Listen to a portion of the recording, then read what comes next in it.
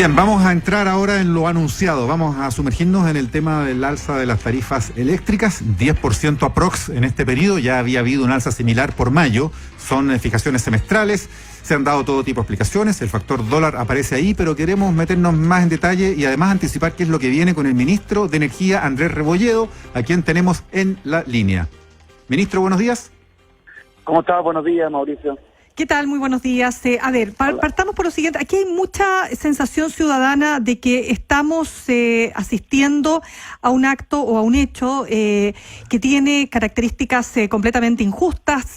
Acá la gente más temprano nos refería el hecho de que las cuentas básicas, ¿no es cierto?, de supervivencia, lo que se llama los servicios básicos, que son absolutamente dadas, es decir, tal como dice su nombre, básicos, las personas no pueden simplemente decir voy a cortar el servicio. Entonces, esto tiene un impacto directo en el bolsillo de los ciudadanos y mucha gente se pregunta por qué estamos teniendo nuevamente que pagar esta alza, y yo quisiera preguntarle cuál es la explicación que usted se da. Sí, digamos que lo haga como ex ministro, porque lo presenté que lo haga como ministro vigente, nada que ver. Gobierno pasado le tocó hacerse cargo en su minuto de heredar el cargo que dejó Máximo Pacheco, ¿no es cierto?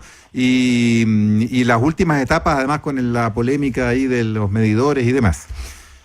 Bueno, sí, Mauricio, hay una diferencia grande entre ser ministro y ex. Así es. Hecha la aclaración, vamos a la respuesta. Pero lo dijiste tan seguro, Mauricio. Está muy bien. Bueno, te lo agradezco, Mauricio. Mira, yo creo que no son buenas noticias, la verdad, que hayamos tenido 12 eventos semestrales, porque el tema de la cuenta, en lo que se refiere a la energía propiamente tal, porque uno cuando paga una cuenta paga varios conceptos, ha tenido estas alzas como consecuencia fundamentalmente, y eso es efectivo del dólar, son malas noticias.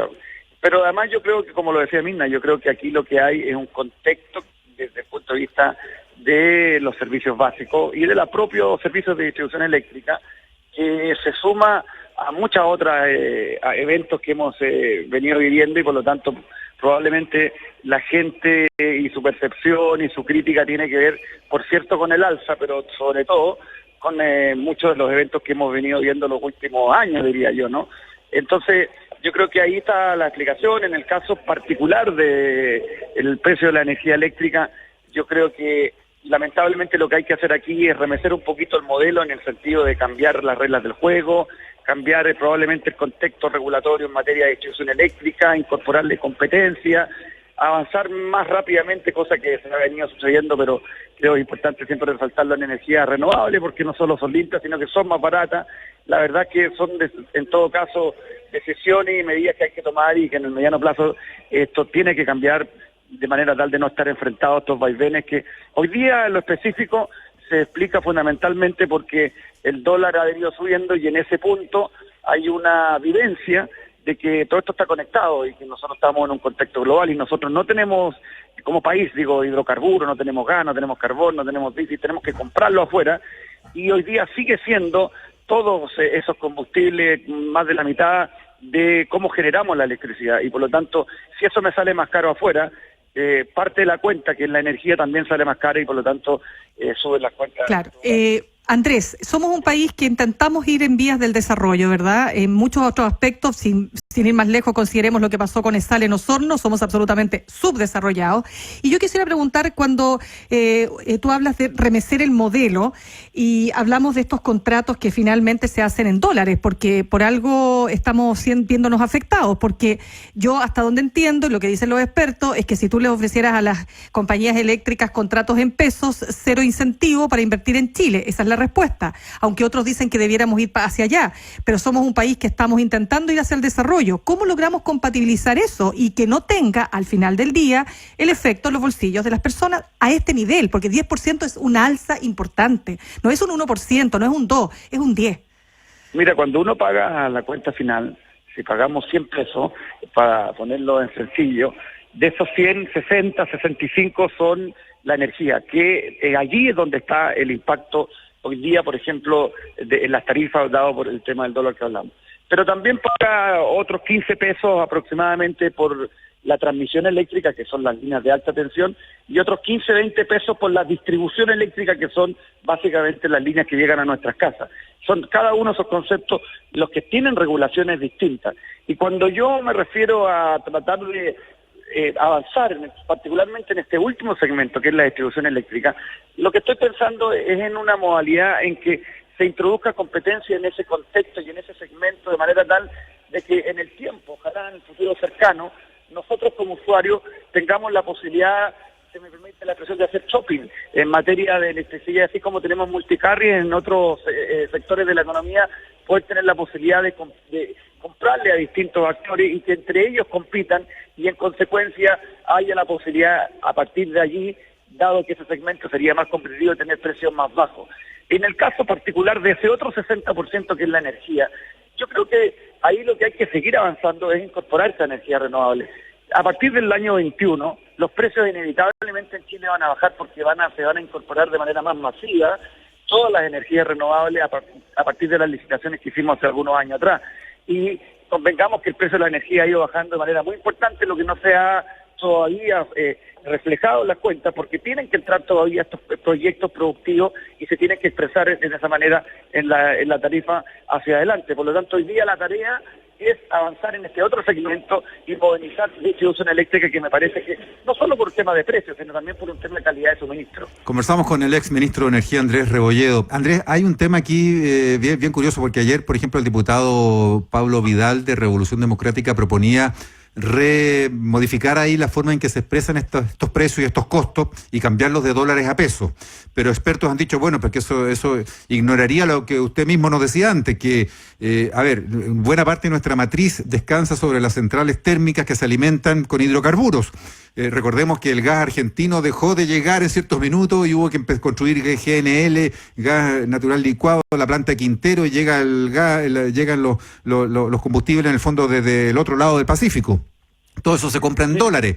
Entonces, pregunta, si no hubiéramos tenido que recurrir a eso, primero al gas argentino, después al gas del mundo, y hubiéramos, por ejemplo, propiciado más centrales hidroeléctricas, ojo que ahí está toda la controversia ambiental, pero las hidroeléctricas, por ejemplo, no acarrean tanto costo en dólar, porque es energía generada aquí con un combustible natural como cómo funcionan las hidroeléctricas.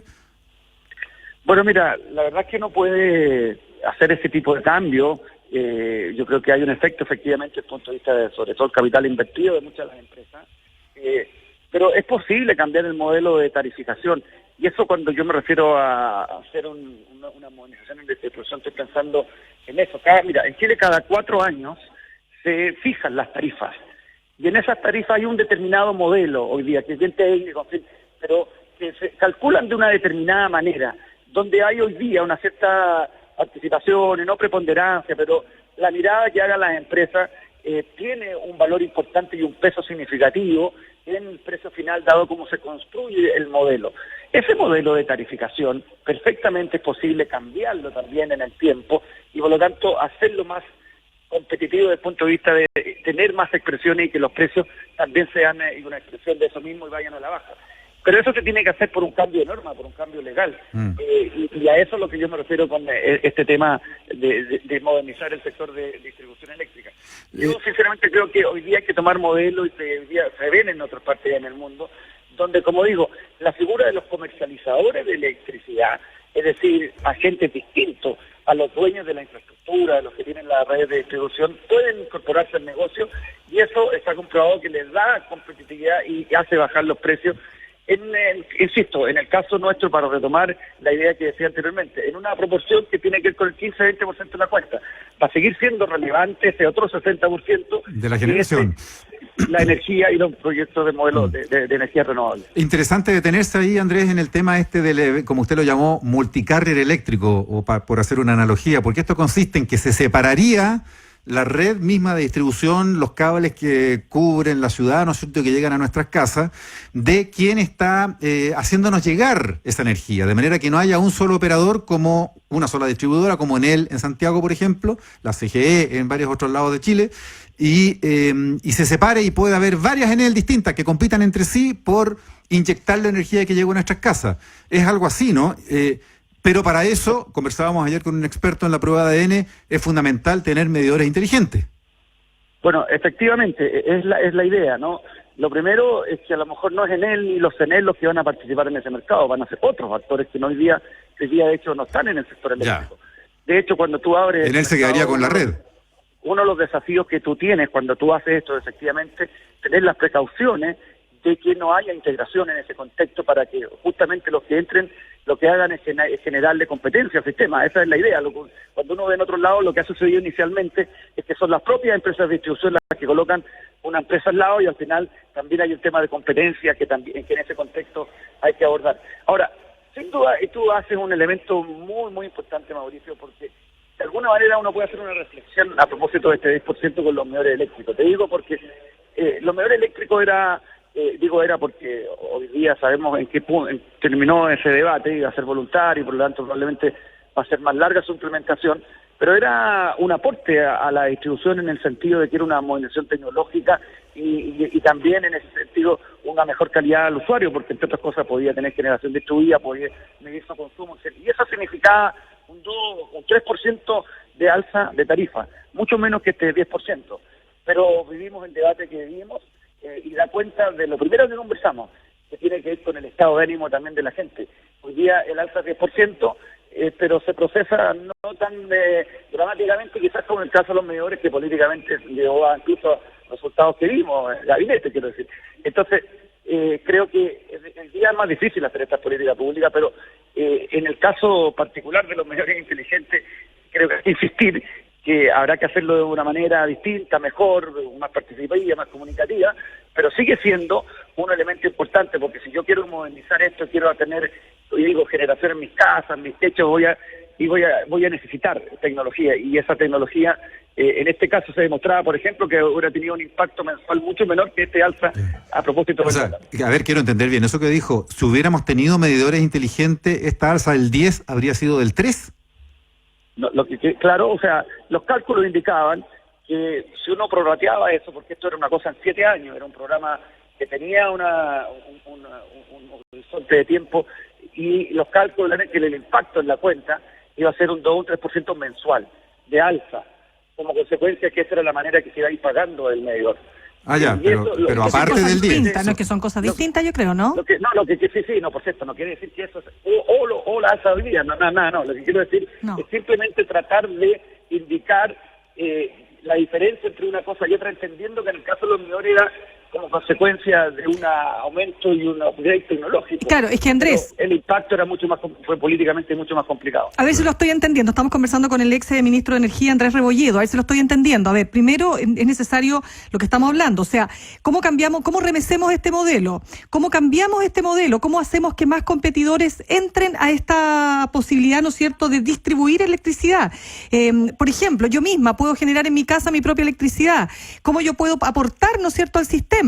Pero parece bien utópico, yo sé que se puede, pero parece utópico, uno, competir con las grandes empresas distribuidoras, ¿no?, y generadoras al mismo tiempo, y segundo, porque yo entiendo que hay muchas restricciones para eso, o sea, no es tan simple como que me voy a sumar a esta línea, ¿no es cierto?, por decirlo de algún tema, son temas súper técnicos, pero en el fondo, si hay una sola línea, ¿no es cierto?, que transmite, yo cómo me sumo, cómo puedo generar yo y otros más, entrar en ese negocio, que si bien, insisto, puede ser posible, se hace en otros lugares. Acá, hasta donde yo sé, hay muchas dificultades, muchas restricciones, ¿o no?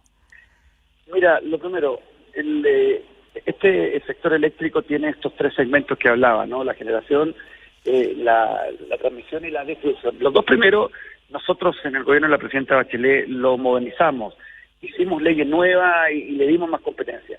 El tercero, no alcanzamos, distribución. Y esta fue una ley que data de mediados de los años 80. Y por lo tanto, eso ya es una señal de que claramente ha cambiado mucho la tecnología y la manera de proveer estos servicios, por lo tanto hay que modernizarlo. Y cuando me preguntas el cómo, la respuesta es que hay que acelerar la discusión de la ley global de distribución eléctrica, más allá de la ley corta, que hoy día básicamente lo que ha hecho es bajar la rentabilidad de las empresas, que también es una buena señal en ese sentido, pero es una ley corta que se va a quedar corta, sin duda, porque vamos a requerir avanzar en una cosa más global en el contexto que te digo. Ahora, desde el punto de vista de las opciones de generación ciudadana, permíteme contarte además, Mirna, que hoy día hay, no sé, ya a esta altura habrán 6.000 instalaciones de casas, pequeñas empresas que tienen en Chile, que tienen sus paneles ya instalados en sus techos. Y hoy día existe una ley en Chile que si tú instalas y autogeneras y por lo tanto consumes esta electricidad y te sobra algo de electricidad, esa electricidad tú la inyectas al sistema y la empresa de distribución está obligada a pagarte por esa electricidad, descuento que te hace después en la siguiente cuenta si tú logras de alguna manera tener ese excedente y venderla al sistema. Eso existe hace muchos años y estas 6.000 instalaciones que yo te digo hoy día están sujetas a esa norma y por lo tanto, claro, esa gente que tiene esas instalaciones no tiene medidores análogos antiguos, tiene medidores bidireccionales, tiene medidores inteligentes, porque si no eso no hubiera sido posible, entre otras cosas, instalarlo porque el medidor actual solo mide inyección a tu casa, no en el otro sentido, por ejemplo.